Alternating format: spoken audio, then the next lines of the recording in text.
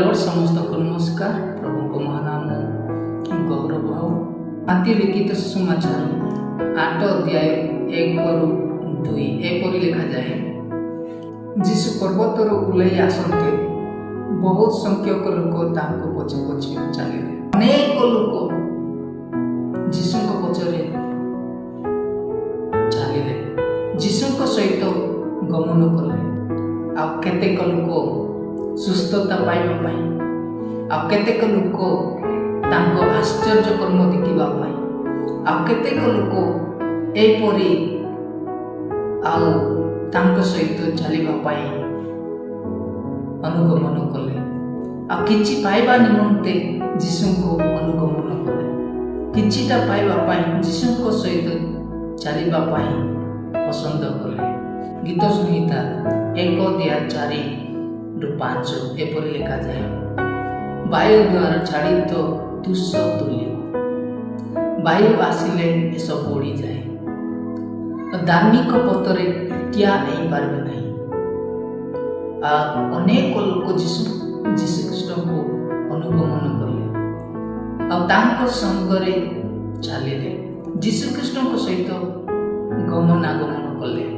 किंतु सेमाने शेष पर्यंत जीशु कृष्ण सहित थिले नहीं, जीशु कृष्ण सहित चलिले नहीं। 12 जन मानक मध्यरु आ गोटे कमिगला, से मध्य चलीगला। आ केवल 11 जन मात्र जीशु कृष्ण को शेष पर्यंत अनुगमन कले, तांको संगरे रहले। आमे मान कोन प्रस्तुत होछु कि जीशु कृष्ण को अनुगमन करबा पाई कोन प्रस्तुत होछु कि जदि आमे माने वास्तव रे जीशु कृष्ण अनुगमन करना, ताहेले आज समय अछि फेरी आसंतु आ प्रभु जीशु कृष्ण को त्राणकर्ता रूपे ग्रहण करंतु आ परित्राण पाउंतु। आ प्रभु जीशु कृष्ण आम मान को आशीर्वाद करिवे। प्रभु जीशु कृष्ण आम मान को क्षमा करिवे, आम मान को धर्म क्षमा करिवे। आसंतु तांको पथरे आमे माने चलिबा, तांको पथरे आमे माने चलिबा आवश्यक।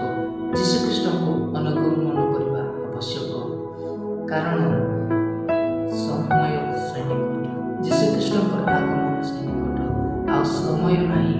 तेणु प्रिय भाई भूणी माने वर्तमान समय अछि, फेरी आसंतु जीशु कृष्ण को ग्रहण करंतु, तांको पथरे चलंतु, जीशु कृष्ण को अनुगमन करंतु, तांको पछरे चलंतु।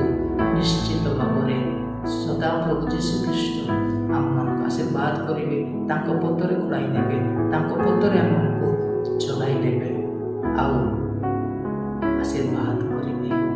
ए वाक्य द्वारा प्रभु जीशु कृष्ण